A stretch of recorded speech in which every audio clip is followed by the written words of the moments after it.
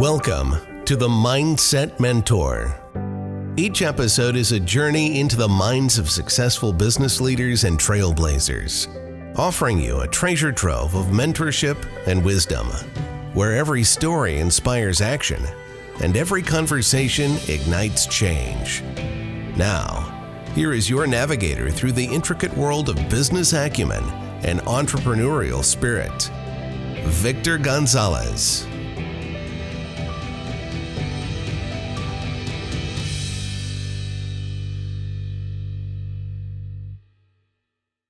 We are live.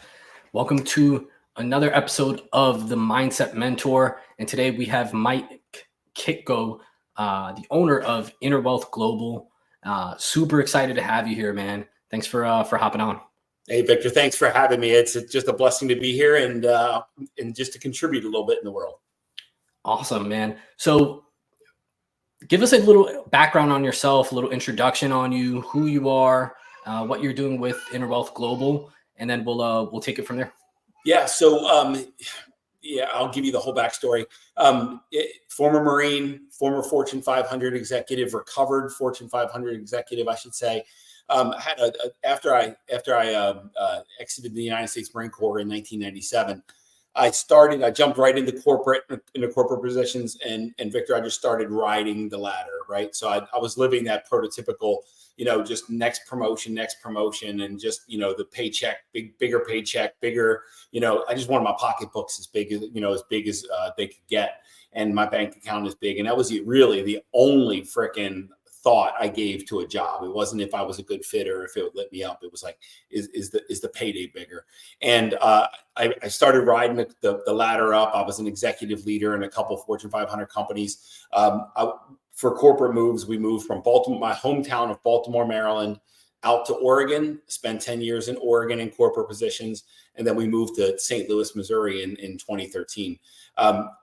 The position I took to move to St. Louis was so far out of my wheelhouse. It was so far out of anything that was a good fit for me. It was so far out of my purpose and my passion and my talents. And I basically threw up on it. Like, in terms of, I became a 300-pound suicidal drinker, drinking at toxic levels.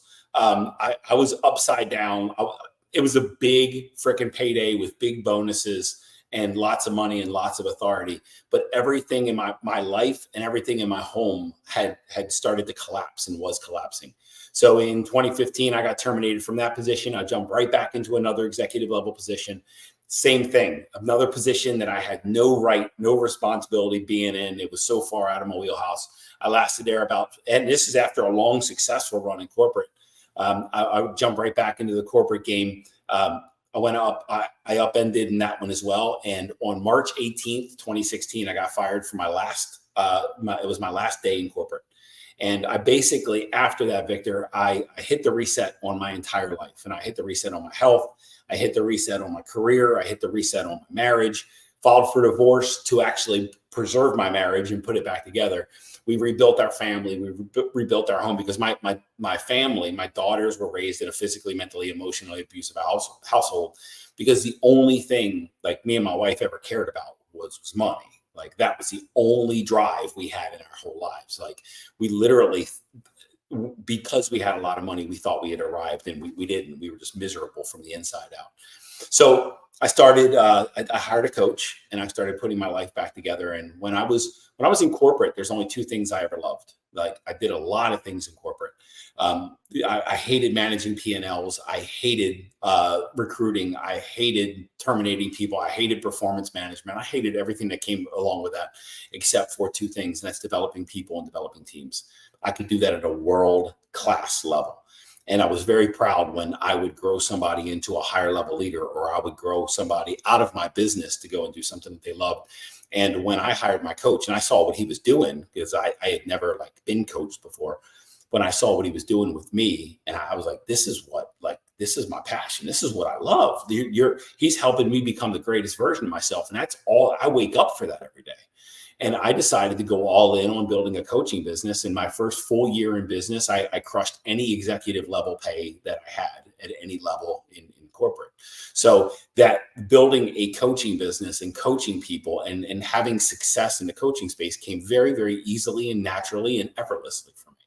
And what I believe is when you find your zone of genius, when you discover the innate talents and gifts, when you discover the beauty that's inside you ready to be unleashed in the world, you're never, ever going to have to work again, because this isn't work for me. This is work, but this isn't work. So I'm a speaker, I'm an author, I'm a podcaster, I'm a coach. I have a mastermind of entrepreneurs from coast to coast. I have an inner circle of people that have crazy amounts of wealth, but they're also looking for the most precious gift of all, and that's peace and fulfillment in their life. And that's why my business is called Inner Wealth, because what I realized is I was always chasing external wealth because I was so broke inside. And when you find inner wealth, the chase for money goes away, but the results amplify and increase. So I make a lot of money in my coaching business, but I never do anything that I don't love. And I have a team that all of us together all do what we love, and people's lives are better because of it. And we're profitable, and we create wealth through our passions, not through pain. That's deep, man. I didn't realize the impact of how deep just the name of the business alone, Inner Wealth Global, like having that backstory is so impactful, man, because I think there are a lot of people who definitely do chase. I mean, they kind of have the same story of like chasing the money. And to some extent, I could say I've done that in the past myself. And it's like you don't find that inner purpose and that real meaning, right? And that's one of the questions I'm going to ask later on. That's going to tie back to that. So I'm actually like really, really impressed with that, because the mission is there, and having that purpose, and that's super important, because whenever we see like masterminds built around mindset, which it sounds like that's like the major key of everything you're doing is mindset. And heartset. Yeah, I like that. Yeah. What's in the heart? You know what I mean? So it's whenever I see mastermind groups that are built around mindset, they don't usually have that deep of a purpose behind it like you. And so when you're mission driven, the impact is so much more significant than when there is no meaning behind it. You know what I mean? No true purpose. So with that being said, I mean, you do have the podcast, you have 2 books I saw that you've published, you have in-person events, you have the mastermind group built around it. I want to ask some questions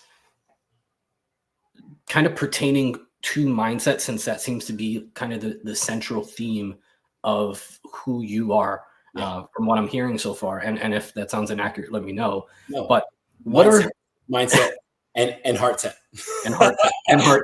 I want to make sure we're clear. It's about mindset and heartset. It's not just about what you're thinking; it's how you're feeling. How you feel? Yeah. So I know a lot of, and probably you know these people too. I know people that have a lot of money, but internally they feel broken. So not just broken, but they feel like they have nothing, and they need another comma to be safe. And no amount of money is going to take away that, right? They're emotionally bankrupt. That's so real. It's so real, man. So one question I have for you is, what are some of the habits or maybe routines that you go through that you feel are instrumental in shaping your mindset and your heart set? Love it. So let me take you through really quick the kind of the foundation of what the Inner Wealth Mastermind and what my business is built on. There's 7 principles, and what I call them, Victor, are the 7 vital resources. All right. Now they're a matched pair, right? There's actually 14 words, but they're a matched pair. But it's really critical to understand this, because, and I'll go back to, I'm not a hustle whore or a grind guru. I'll never be one. And I know a lot of people that love the grind, and that's fine for them. But the people that I work with, either they don't love the grind or they're a recovering grind addict, right? And they actually want to live a higher quality of life. But there's 7 vital resources, and typically people are chasing one. They're chasing money, but there's 7. And the first is self-love and authenticity. It's the ability to look at the person in the mirror and love yourself and live as the fullest expression of yourself every day. That's a resource. Not everybody possesses that resource. Number 2 is, and this is very spiritual in nature, it's connection to the divine, whatever that looks like for you, but also the connection to the divinity within you, knowing that you are part of God and God is part of you, and you are not separate from God. So when you realize that you are an eternal being, you are an infinite being, you are a powerful being, you are all things and nothing all at the same time, then you realize that there is no real death. There's only physical death, but there's no spiritual death. Like that's when you can really start to live a high quality life and a powerful life. Number 3 is health and energy. So every day I move my ass, I lift some weights, right? Get the muscles going. But it's about creating energy and health in your body, mind, and your emotions, not just your body. So a lot of people in the gym that have big muscles, but inside they're insecure, they're inadequate, they feel insignificant because they're building in a tough exterior to overcome like this marshmallow that they have inside. Number 4 is loving connection. In the Inner Wealth Mastermind, it's a place where people can be themselves and be real and raw and transparent and tell people the deepest, darkest secrets that they've ever had without complete judgment. Without judgment, just love. It's just fully transparent. It's an intimate container where people actually give a shit about them and they never need to pretend to be anybody else. And I wrote the book called The Imposter in Charge, and it's very critical to me in my life, right? It's very critical that I'm not one person on this podcast and another person to my wife and another person in front of an audience and another person by myself. I'm the same person, and my goal is to be the same person in all atmospheres. And that's love and connection, is being that person all the time, right? So it's having people around you that you can trust for you to be yourself. Number 5 is impact and significance. So I wake up every single day to make a fucking difference in this world. I wake up every single day to impact the world in a positive way. I don't care. I don't care to be remembered. I don't want to be remembered. I don't want to control anybody's mind from the grave. I don't want people to remember me. All I want is for their lives to be better after I'm dead because of me. But I don't care to be remembered. I just want to impact their lives. I want to make a difference, and I want to feel significant while I'm alive. And significance means that your life matters and that you're not just a coincidence or mistake, and you're a walking, talking, breathing miracle, and this world is better because of you. And I feel significant. I know that my work works. Number 6, and this is where most people start. This is the one that everybody's chasing, but it's number 6, and that's wealth and freedom. So wealth is currency in this world. And with wealth, we can create some freedom. We can buy our time. Right? My time freedom is the greatest thing. It's my greatest asset, my time freedom. I love my time freedom. I don't trade money for time, or I don't trade time for money, but I will trade lots of money to buy my time back. So, but that wealth piece is critical. Accumulate some excess so that you don't have to worry about money and you're not controlled by money. And number 7, the one that the hustle, whores, and grind gurus will laugh at, but it's peace and fulfillment. So, Victor, if it disrupts my peace, it's a big fuck no. If someone disrupts my peace, they're going to exit my life. If something disrupts my peace, and I just made a Facebook, I post these little silly things every day on Facebook, just my musings, my thoughts. And I said, there's no relationship, there's no goal, there's no outcome that I won't let go of if it's disrupting my peace and fulfillment. I got a couple decades left on this planet, and I intend for as much of that time to be as peaceful and fulfilling as possible. Now, when I talk about my work in the world and the mindset piece, it's with my students. We're constantly monitoring those 7 vital resources so that they start to move the needle on all of them, not just one of them. So my daily routine: I meditate, I hydrate, I read awesome stuff to throw, wisdom into my mind and into my body. I meditate. Can't remember if I just said meditate, but I get a lift in every day. I get a run in every day. It's just those things that anchor my day in the morning, early in the morning. It's not like I have a structured, rigid morning routine, but they're activities that I do to make sure that I'm in the best physical, mental, emotional, and spiritual state to be able to serve a purpose in this world. So, and those things really connect me back to my 7 vital resources, making sure I'm connected with me and the amount of self-love that I have, the divinity within me, my health, the connection that I have with my spouse and my bride, the impact that I make in the world, the wealth that I create through my impact, and the peace and fulfillment. That's my destiny. That's ultimately my treasure on the face of the earth. So hope that helps. Yeah, absolutely. I mean, I think anytime someone is purpose driven, it brings me back to like one of my favorite sayings, which is like, you owe it to the people around you to be the best version of yourself.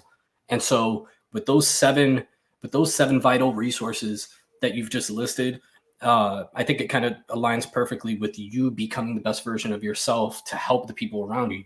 You're purpose driven. You're trying to leave an impact to the people that you're working with, the people that are paying you to get better. And so that's a huge piece, because there are a lot of people who don't have all those things aligned. And I'm myself personally, like I wrote all that down because I'm like, I need this myself. You know what I mean? There's parts of my life where I don't feel like I'm completely aligned with all those things.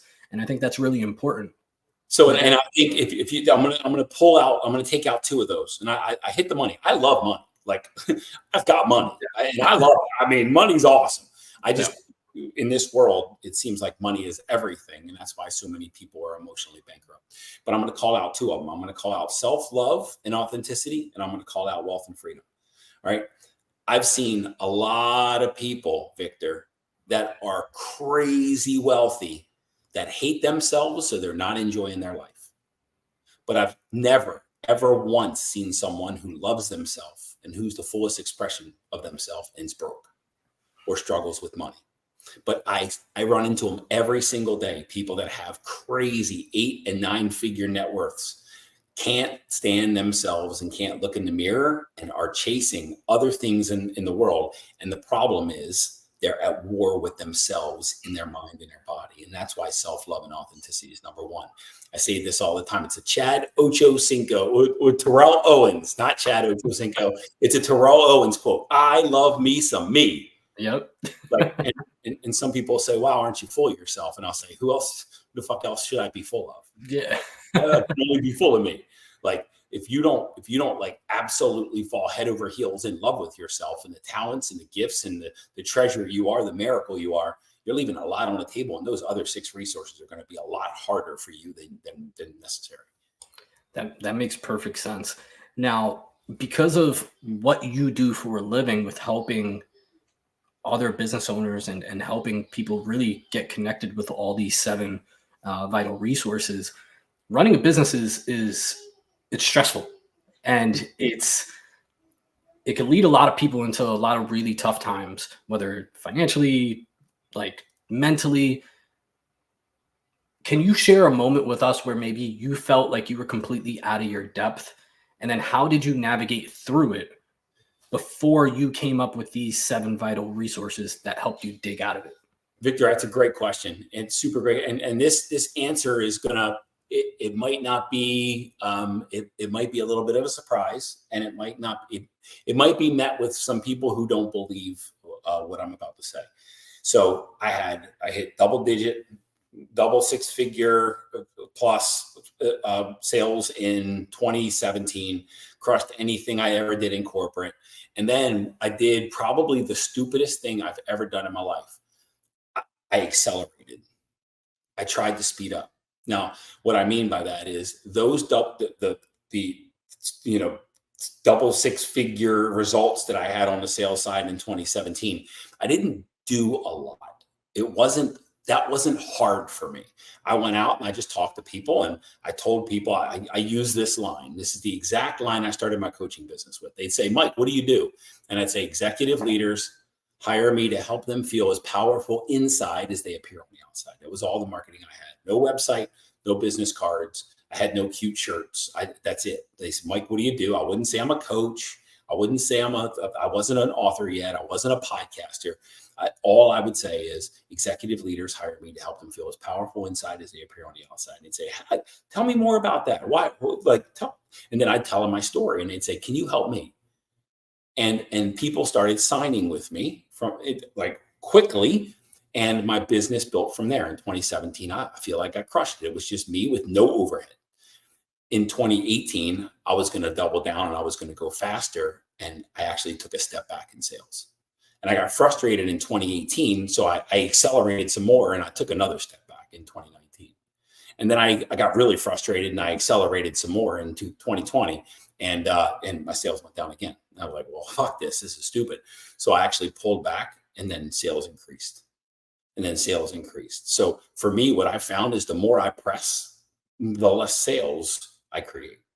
And the easier I play with life, the easier I interact with life, the more I trust life, the more I allow life to come to me and the right people to come to me and the right opportunities and the right connections to come to me, the easier my life gets and the more my business builds. And then we have business partners. Me and my wife run our business, and we also have business partners named Justin Dossie and Kara Dossie. And Justin has built multiple 7-figure businesses, guys crushing it in the marketing space. We invited them in because the only thing I want to do is create content and teach. I don't want to do anything else. The only thing my wife loves doing is event planning. Justin runs businesses, and Kara is an awesome admin specialist. So the four of us together, we're each in our zone. Each of us love what we do. We don't cross over into things that we don't love. And our business accelerated and it started freaking multiplying just because we all got in our zone of genius and we all did the things that we had. There's a concept called your zone of genius, and it's what you do at a high level, at an extremely accelerated level. You enjoy it. It's easy for you. It's effortless. You get lost. You lose track of time because you're so good at it. And sometimes when you get paid for doing that thing, you can't even believe it because it's so easy for you. Well, we're all in our zone of genius. And when all your team members are in their zone of genius, exponential results are going to happen.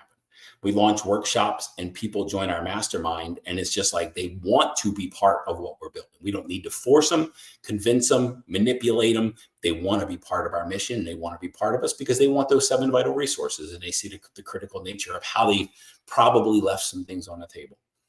So the long answer is whenever I've come at this thing from a place of obsession and lack, I fucked it up. But when I came at it from an abundant standpoint, an abundant mindset and heart set, abundance, that there's people out there looking for me and all I need to do is show up and invite them in my life, that's when things accelerate. I think we make everything way too hard, Victor. I agree, man. And I can relate with that. Every time I've tried to really accelerate and push my business personally, we've always taken step backs. Yeah. Always. It's always happened. And every time we've kind of just stuck to what we've done really well and just took it as it came, that's when the growth always comes. And you see the growth and you get excited and you're like, oh, it's working. Now we can double down, put the foot on the pedal. And it's like, no, we just have to keep going at our pace. It's working. So yeah. I appreciate that. Now, with that being said, so now you've got partners, you're building this thing out. You guys are all in your zone of genius. My question to you now becomes, how has your approach to leadership changed from when you first started the business to now, a couple years later? Well, shit. I mean, when I started, it was just me. If I didn't do it, it didn't get done. It was all me, and I just had to lead myself. But I'll talk about a conversation I had with my wife, Angie. It was my business. I asked her if she wanted to be part of it. And I asked her if she wanted to run it, actually, because I think she'd be great at running this business. But I asked her if she wanted to be part of it. She said no. And my wife, she wanted her own thing and she was doing her own thing on the side. And I told her one time I was getting ready to make a pretty hefty spend in the business. And she's like, I don't think you should do it. I don't think you should do it. Oh my God, that's a lot of money, blah, blah, blah. And I was like, do you want to run the business? She said, no. I said, then it's none of your business. It's my business, right? It's not your business. It's my business. So the point being is I had to form a boundary early that this is my business. And if you're not a part of my business, you're not going to make decisions for me. I'll invite you in to help me. But if you say no, you don't get a vote. So I had to learn how to lead myself and be autonomous in my life. And only entrepreneurs that go all in on themselves and allow themselves to start trusting their own intuition and forming boundaries. That's when we and dispel all the outside noise, that's when we really start to get traction. But what leadership looks like right now is in our business, I am the visionary. And if you've ever read Traction or the book Rocket Fuel, it talks about two types of leaders, a visionary and an integrator.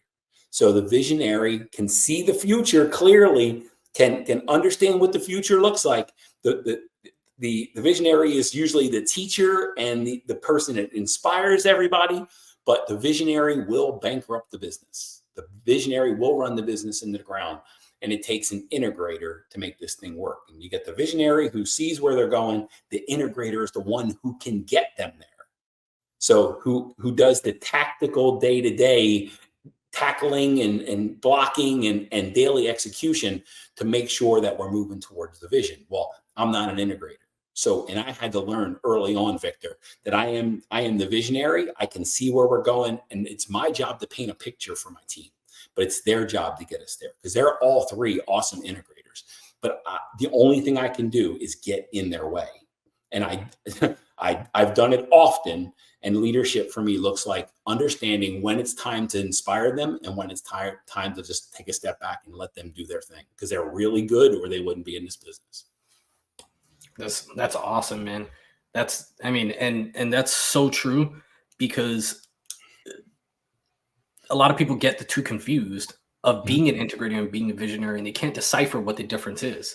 They think that they have the vision and they have to be the person that implements it. And if they have the resources and the team around them, they need to trust that their team, that they did a good enough job to trust their team to be the integrators if they're doing the right job hiring the right people.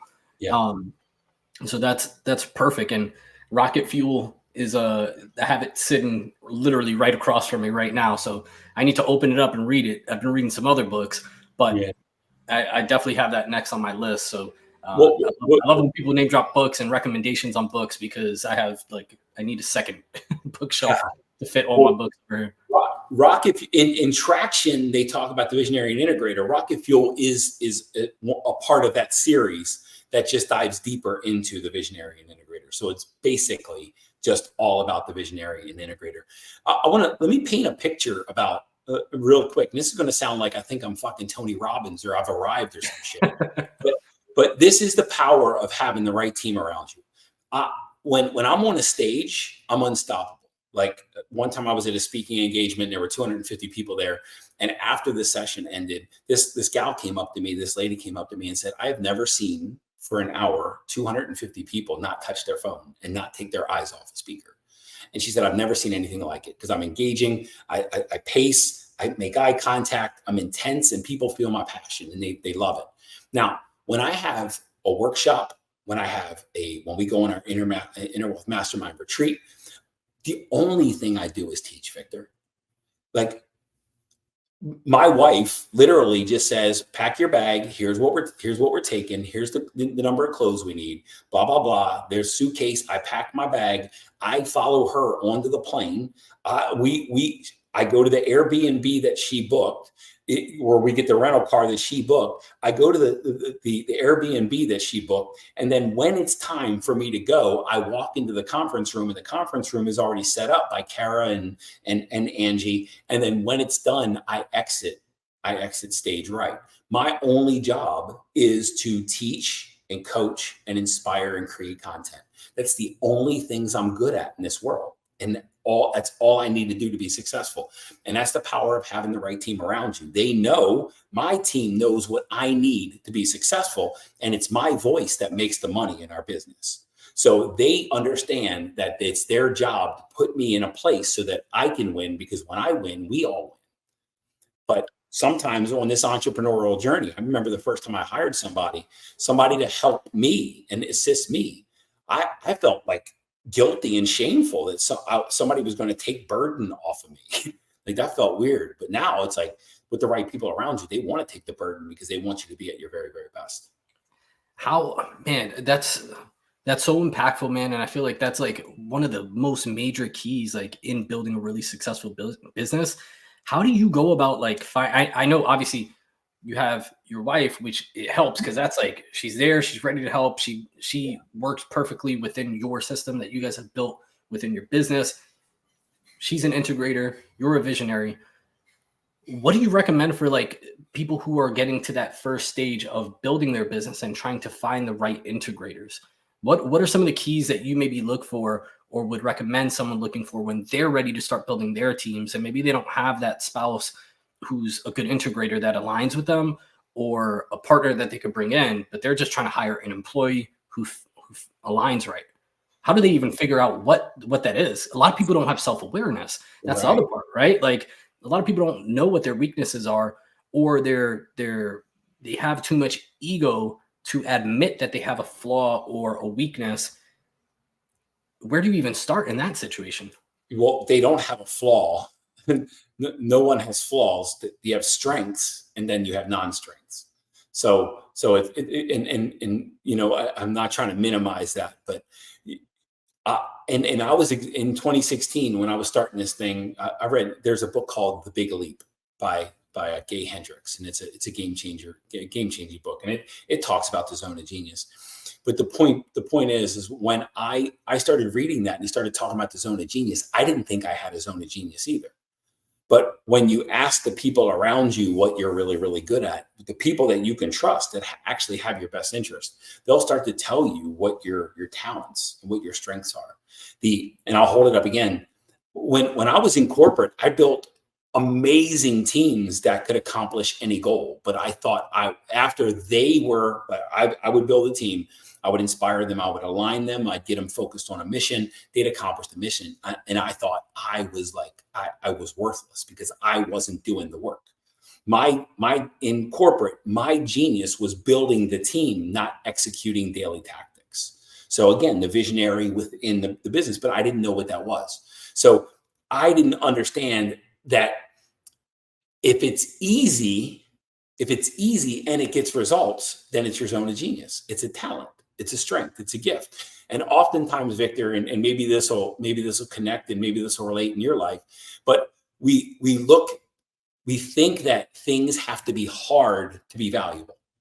And what I found is it's the easiest things that are our most valuable assets. And the hard things are things where you're resisting your design. You're resisting your authenticity. You're trying to instead of working with the things where you're already at a level 9, you're trying to make level 1s level 9. And you probably have 2 or 3 things that are already level 9. And the people that are wildly wealthy and successful and happy, they're using those level 9s, while everybody who's struggling are trying to get all the 1s, 2s, and 3s up to a 9. Fuck the 1s, 2s, and 3s. Hire those out and just get into your number 9s, right? Now, the first step is to understand where you're innately talented. And what I mean by innately, you are born talented. We all are. But sometimes these things are so easy for us and effortless that we don't think they're valuable. We think that if we can do it, anybody can. It's not true. It's not true. Speaking is easy for me. Coaching is easy for me. Inspiring people is easy for me. Doing this is very easy for me. Not everybody can do it. But I thought at one point, because I didn't really think a whole lot about myself, I thought if I could do it, anybody could do it. It wasn't worthwhile. Now, get really clear about what your talents are.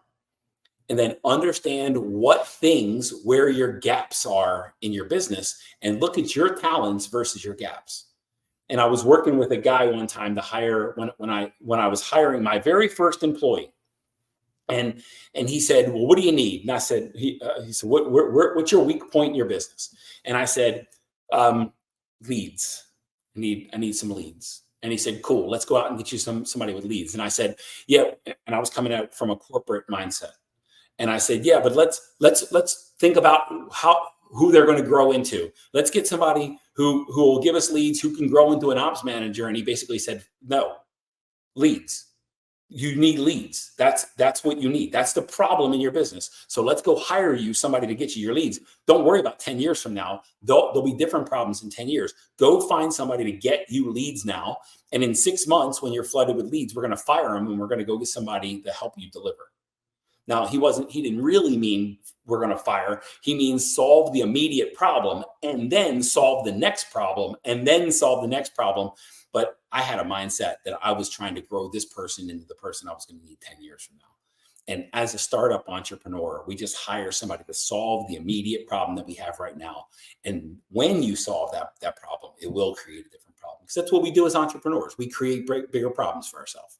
We solve problems, but we also create bigger problems that we get to solve. And that's how we scale and grow our business.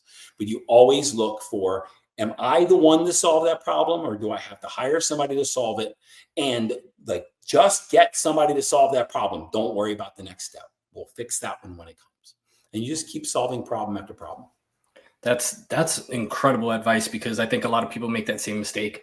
They start looking for the next, that person that could solve the problem, but also can be the person that's going to solve your problems that don't exist yet. Yeah. And I've never heard anyone actually put it in those terms. So that's going to be a really good one. I'm going to clip that. We're going to put that piece of content. I mean, look, VAs are everywhere, and there are actually businesses, and it's amazing. There's a business that'll come in and diagnose your business to see from a marketing, from a sales, from a delivery, from a customer satisfaction standpoint, where your holes are, and finance, where your holes are in your business. And they'll go out and find a VA to solve the biggest problem.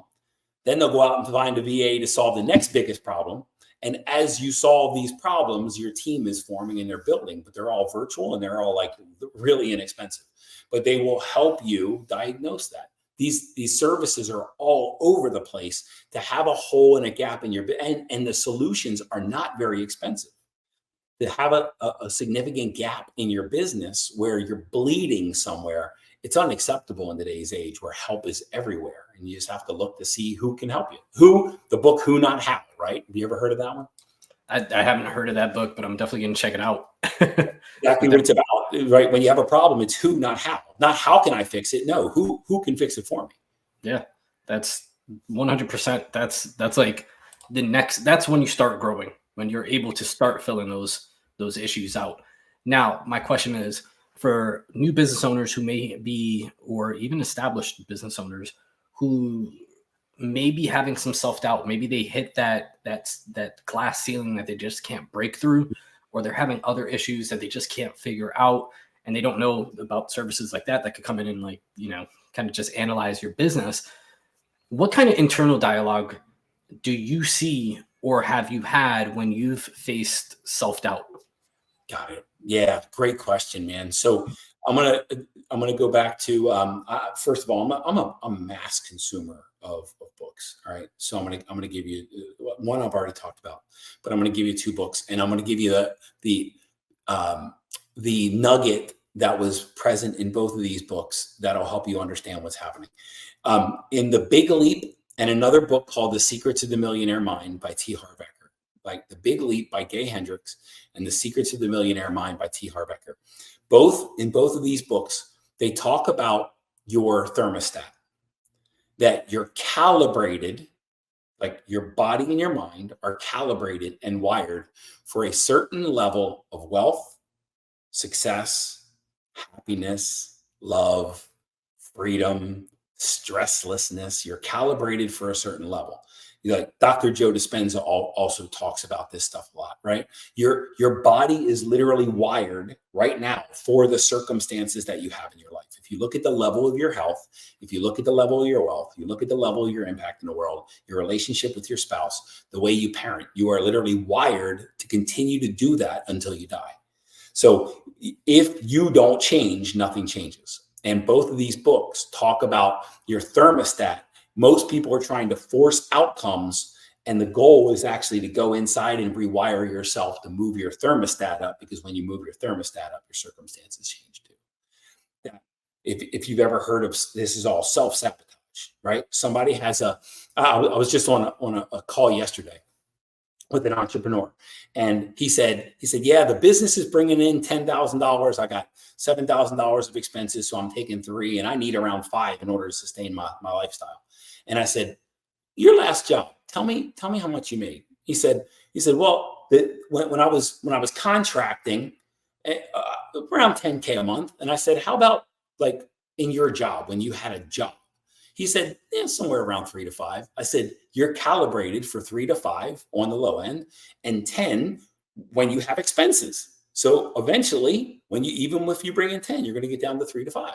You're calibrated for the level that you're at right now. I said, but we've got to move your thermostat. We can't just go out and force outcomes. And that's what's happening, Victor, is so many people, this is grind gurus and hustle horses, are just like, work harder. They don't understand that when most times, when somebody exceeds the level that they're calibrated for, they'll piss it away. And this is why somebody goes from, broke in a trailer park to a Powerball winner and then bankrupt, or an athlete from the inner city with nothing, major contract, and then they're broke a couple years later because they're calibrated for nothing. And when they get something, they find a way to get rid of it. And this is the calibration. It happens 2 ways. One is I was calibrated for a couple $100,000 a year. That's why my first full year in business, the business just went right up to a couple $100,000. I was calibrated automatically for $200,000. My body and mind just knew how to create that. And when I started, when I really started thinking I was somebody and my ego went big, it started coming down, right? It started pissing it away because it was self-sabotage. It was all self-sabotage. But anyway, change your internal set point, and that can be found in your mind, in your emotions, and how you feel on a daily basis. Dude, I love that internal calibration, man. That makes so much sense. You're hitting with so many nuggets right now of just like wisdom and things that like just make so much sense. It just makes so much sense that people are internally calibrated to do certain things based off how they grew up and what they're used to, what they know. And dude, that makes so much sense now.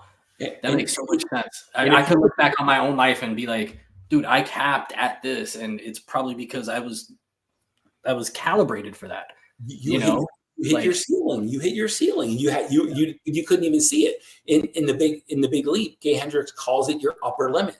You hit your upper limit, and instead of moving your limit, you just kept hitting up against your upper limit, but you didn't even know it was there. But pay attention. It happens in every aspect of life, where you'll have somebody that's overweight. They go on a diet. They start to feel good. So then they go and crush ice cream because they're not used to feeling good. They can't handle it. They're not calibrated to feel good. You're in a toxic relationship with your spouse. And then for some reason, you have a couple days where it's peaceful and harmonious and loving. And then you get into a big fucking fight and a big fit, a big rage, because you can't handle the peace and the love. Somebody who's used to being broke, they get a little money and they find a way to get rid of it. Like these are all around us. And if people just pay attention to how prevalent self-sabotage in life, your body and your mind aren't comfortable going past what you're used to, because your body and mind don't know how to exist in unfamiliar circumstances. And it's by making the unfamiliar familiar, by allowing your body to be uncomfortable and sit in those circumstances and move that calibration. That's how we can move the needle on our health and our wealth and our impact and our success and our love. That's incredible, man. I'm like, this is one of the best podcast interviews I've ever done, man. Like I'm learning so much from you right now. So I appreciate that. So you've spoke earlier about kind of the tearing down of your marriage to rebuild it, right? And same thing in your business, right? You've tore it down to rebuild it. Sometimes when we go so deep into businesses and into topics or whatever the case may be, right? It's very difficult for a lot of people to kind of find new ideas and find these new perspectives. Like I'm getting my new perspectives that I haven't seen or heard of from you because, we're having this episode together. Yeah. How do you cultivate creativity and innovation in your daily life and in your business professionally when you feel like you've maybe hit that top limit and really kind of just reach that limit, and you haven't had the self-awareness to realize you could just raise that limit up and right. Get to the next thing? So great. Another great question. When I started this journey, Victor, I didn't have any money. I didn't have any money coming in. I had just started the journey, right? So me and my wife weren't doing real well. I was starting to lose weight because I started like eating right and exercising. Started consuming books, started consuming a lot of books, and I was like on fire. It's like all I did for like 6 months after that reset was personal development. Just that's it. I did nothing else. But anyway, a friend of mine, a guy that I met slightly soon after I started this journey, invited me into a mastermind. And these people in this room, and I'm not exaggerating when I say they were the wealthiest people that I ever met. They were the most successful people that I ever met. They were the happiest people that I ever met. They were all fit. They were all in awesome marriages, and they were all in the room. And I'm looking at these people thinking they're fucking aliens. I'm like, everything I've ever been taught says that rich people are evil. They're angry. They steal from people, like they're assholes behind closed doors. And I'm in this room with these freaking these people with 8-figure net worths, and they're all awesome, and they're all they're helping me, and they're encouraging me, and they're uplifting me, and they're fit. It just didn't make sense. It was like cognitive dissonance. When you're in a room like that, most people, okay, this is how most people operate. Someone who's broke asks someone who's rich how they got where they are. And the rich person will say, well, listen, money's everywhere. Like there's trillions of dollars that trade hands every day. People love spending money. They just want to spend money. They want to find a reason to say yes. They're not looking for a reason to say no. They're looking for a reason to say yes. And they're just looking for things to make their life easier and solve their problems. And making money is really, really easy. And a rich person will say that. And oftentimes the poor person will say, I don't believe any of that. Well, the reason the rich person is because he believes those things. And the reason the poor person is the poor person because they believe those things. They don't believe those things because they believe that making money is hard. Like rich people are greedy. Rich people are evil. Rich people build their success on the backs of the poor, right? Poor people, they don't want to believe the things that will get you there. So I guess why I'm saying this is the silliest thing that I could have done, Victor, is walk into that mastermind with these people and then tell them my beliefs. My beliefs at that moment were invalid. What I believed about religion, what I believed about politics, what I believed about economics, what I believed about marriage, what I believed about fitness, they were all null and void. Because these guys were successful and wealthy and healthy and in awesome marriages. They were fit. It was like these guys were on fire. Like all of my beliefs were in question at that point. Does that make sense? The greatest thing you can do to grow yourself is get yourself around people who have what you want and ask them their perspective. Ask them what they believe. And then when they share, drop your perspective. Drop your belief. Don't defend your belief. Don't defend your perspective. Let that shit go and see the truth in what they're telling you. Like really, people that struggle defend their shitty circumstances. Rich people are always looking for a higher level belief and a higher level circumstance, a higher level perspective to step into. I 100% agree with you on that. I joined Apex because of that. I'm like, I need to get around people who are way more successful than me, who are doing better than me outside of my industry. Because I've kind of not tapped out, but I know some of the most successful people in the insurance industry, which is where I come from. But I'm like, I need to get out and get higher perspectives of other business owners who are way more successful than me and way more successful than the successful insurance agents I know. And I want to learn from them. Yeah. There's, even if it's just one thing that I take away from everyone, I just want to get into that network and I want to learn and just watch and just kind of see what am I doing that I could do better. And so that's how I ended up in Apex for that exact reason. Cause I'm like, I want to learn from these people. Get in the rooms, buy your friends, buy your way into rooms with new allies. I don't even like the word friends, say allies. People that actually have your back and support you, that friends waste time together, allies lift each other up. But there's this really cool thing in my business, and you'll get a kick out of this, Victor. I have 2 groups. I have a mastermind with around 70-ish people, and I have an inner circle with around 6 or 7. So the inner circle is a much higher level, like the circumstances, and they're just playing life at a whole different level. And I'm not the leader of it's mine, it's in the business, but my business partner, Justin Dossie, leads it, but I'm there to inspire and support. But we have a scorecard. It's called the Inner Wealth Scorecard, and it talks about the 7 vital resources. But we also were very transparent and honest in giving numbers of our net worth, our body fat percentage, right? We throw our measurables on a piece of paper so that the community can help and inspire each other. But we had a member the other day that reported out on his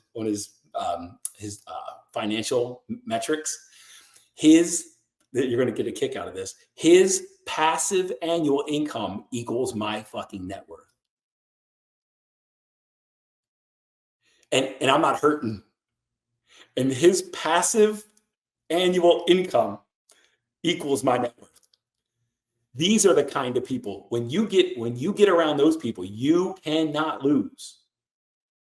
You cannot lose. But if you look, poor people are always trying to get away from the rich people or talking shit about them, right? Where rich people are just trying to get with other rich people, richer people to learn from. Get in the room. I get to be a student of my own mastermind and learn from this guy that his annual passive income equals my entire fucking net worth. And I'm not hurting. I am not broke by any means. I mean, you can't lose. You got to get around the right people. I agree, man. That's like one of the main things that I've probably over the last like 2-3 years that I've really started to buy into is getting around right people and getting in the rooms with people. You know what I mean? We're coming up on the end here. I have 2 more questions for you. Okay. So I run a free Facebook group for insurance agents where I teach them like foundational keys to success for just building and growing a sustained insurance agency. And running into a community, sometimes we run into like a stagnation in ideas that we can implement where it's not just repeating the same thing over and over, which there's nothing wrong with that. But one of the things that I like to do is give back to my community. And I'm always curious with people who have communities, in what ways do you give back to your community and why? What ways do I give back to my community? When you're talking about community, are you talking about my coaching community or are you just talking about society at large? So it would be like your coaching community, like okay. on the business side. Cool. So I think I have a lot of leaders in my community. They're people that aspire. They're entrepreneurs, and we also have spouses. So the spouse is a plus one, and when the entrepreneur joins, the spouse is automatically a part of our mastermind. But what's happened over the years? Right now, we have 6 separate calls in our mastermind, and so this is the mastermind, not the inner circle. And we have a mindset call, which I lead. We have a book study, which a fellow named Josh McLaughlin out in Washington State leads. We have, all these are virtual. We have a business call led by my business partner, Justin Dossie. We have a woman's call led by my wife. We have what we call soul sciences, where it's a study of like energetic blueprints that we all have, which contain our talents and all of our gifts. I lead that call. And then we have a men's health alliance call. So where we're all the men that are on this like fitness journey, we all commune and we all congregate together and like lift each other up. We started this mastermind with 1 call. And what would happen is one of the members would say, hey, would anybody else be interested in a book study? And then somebody would say, yeah, I'd love to do that. And then we made it part of the group and the community. We set aside a time for us to study a book, and it became a member-led activity within the Inner Wealth Mastermind. And the Men's Health Alliance was an idea of one of the students. So that was natural. These are my wife came up with the idea of the woman's call. So these are like activities that are happening organically where the community is leading the community. And when we go on retreats, I lead a couple hour teaching session, and then we have break-off groups. And there's leaders within the community to lead hot seats and to lead the little circles. Now, none of these are paid positions. There's literally no compensation exchanged. These are people, these are leaders that want to lead within the community. And they want to make a difference, and they love the container, and they love the people that we're in. So I guess I could say the greatest way I give back to my community is get the fuck out of the way. Like, I've got awesome people in there, and the only thing I can do is get in the way and fuck it up, because like they are connecting behind the scenes. They are enriching each other's lives, and they still want to be part of the Inner Wealth Mastermind. I used to think that if I wasn't the one keeping it all together, that it was going to fall apart. But the more I get out of the way, Victor, the better it gets. Dude, that's such great advice, man. I've seen that like in my own group myself. Like, I was struggling with getting activity back up, and I'm like, I've always been the face of my group, and I'm like, I need to bring in an admin who can just be a different face, a different voice. And she's done an incredible job getting way more people involved and getting the activity going. And so I agree with that 100%. And I appreciate that answer, because that's, you know, some people don't like to admit that they could get in the way and you don't want to. I've fucked up a lot of things in my business. When I assert myself too much, when I become the dominant force, I tend to fuck things up. But the more I teach concepts and get out of the way of the people that implement them, and to take leadership and responsibility within the community, like this is my community. I am the leader of this community, but they have a vested interest, and they want to see it grow, and they want to see it be as powerful as possible too. And they're doing this voluntarily. They want that responsibility. We just got to get out of their way. I appreciate that, man. All right. Here's my last question for you before we wrap up here. Mike, for someone who is listening to this call, they're maybe struggling to find their purpose, what advice would you give for them? And then when you're done with that, we'll have you kind of give out all your socials and all the ways to reach out to you, because I'd love to get some people connected with you also, and get some people in that group. Thanks, man. I didn't. It sounded like you were done. I didn't mean to cut you off. I cut you off a bunch, but That's okay. I think I went to a workshop one time. My wife and I did, and the guy said, "Listen, this isn't going to be easy, but I want you to pretend like you have nothing in your life, and I want you to pretend like you are starting day one, this version of you, day one of your life, and I want you to plan out and plot your perfect day, and I want you to build the business of your dreams, and I want you to get clear about the life that you want to build." And Victor, that was a very difficult exercise, because it's not easy just to act like what we've already created doesn't exist.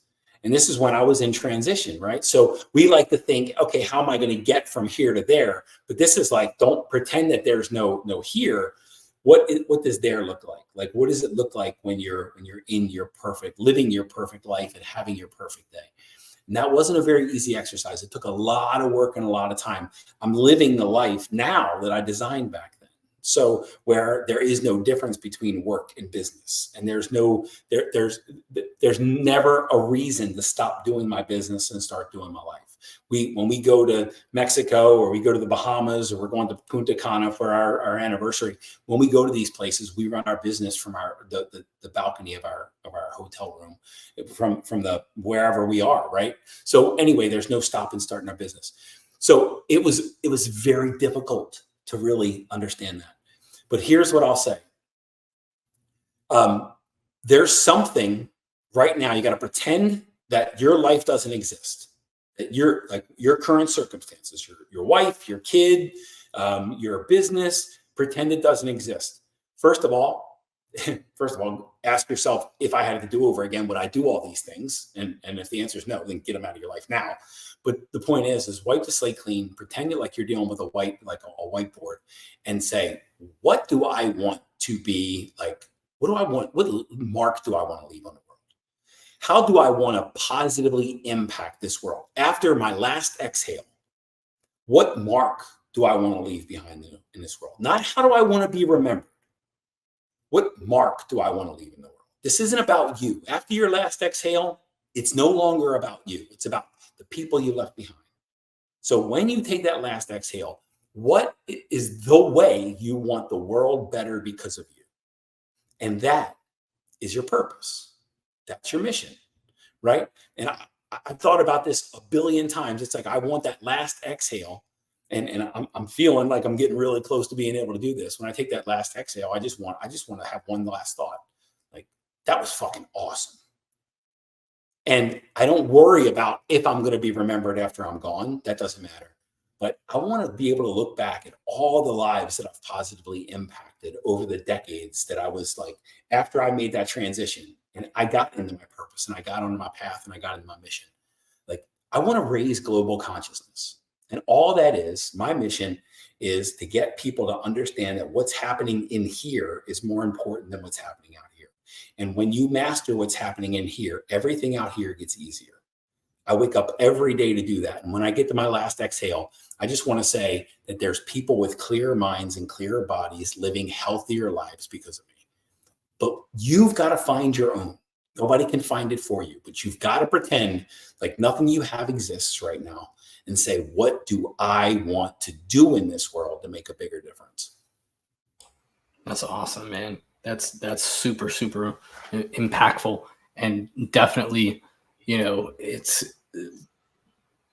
about everyone else, the impact, and that impact that you leave on them also gets passed down to their kids, to their friends. It's a never ending cycle of positivity if you do it the right way, right? As long as you're doing it by the right purpose and with the right values. So I appreciate that. Mike, how can anyone who's listening to this episode get in contact with you? How can they purchase your book? Where can they reach you? Where can you be found? So my website is innerwealthglobal.com, and that's INNER, innerwealthglobal.com. So on the front page of the website, there's a downloadable PDF. It's called Destination Millionaire Mindset, and it talks about healthy money beliefs, millionaire money beliefs, and broke money beliefs, the difference between the two. And it also talks about the creation process, getting clear about what you want, letting go of all doubt that you can have whatever you want by creating certainty inside of your mind and body and staying committed to it. And you can have anything you want in this life. But it also tells you to get really clear about what you want in your health, in your wealth, in your impact, and in your closest relationships. Grab that PDF. That'll give us a great connection point. There's so much value in there. And I also have a copy of my book that's in the email sequence that follows it up. I also have a meditation package that comes with that. They're my meditations that I've created. And there's a free course in there called Choose Your Destiny. But also on the website, there's a products page, and there's a free video course called Choose Your Destiny. There is a meditation package. And there's also connection with my mastermind. To find out about my mastermind, the Inner Wealth Mastermind, is about 70 entrepreneurs from coast to coast, just people that love and cherish each other and lift each other up and connect with each other. On socials, I do most of my work on Facebook on my personal page. You can also connect with my business page. Do some work. I don't do a whole lot on Instagram, but I'm there as well. TikTok, not a whole lot on LinkedIn, but those are probably the best ways to get connected with me. On socials, Facebook is definitely the way to go. Awesome. All right, Mike, I appreciate you so much for taking the time today and hopping on this episode. This is easily one of the best episodes I've ever had. And I learned more in this episode than I have in probably any episode I've ever recorded or any other podcast I've ever been a guest on. So I appreciate your time so much, man. I like so much. And I hope we could do it again in the future. I'm in, man. Just say when. Just send the invite, and the answer is yes, brother. And that's my whole goal in life, to leave people better than I found them. Awesome. Thank you for tuning in to the Mindset Mentor with Victor Gonzalez. We hope today's episode has fueled your passion for business and personal growth. Remember, the journey of entrepreneurship is a marathon, not a sprint. Keep cultivating that winning mindset. Seek out mentorship, and join us next time for more insights on your entrepreneurial journey. Don't forget to follow us on Spotify and Apple Podcasts to stay updated. Until then, keep striving for excellence and make every day count.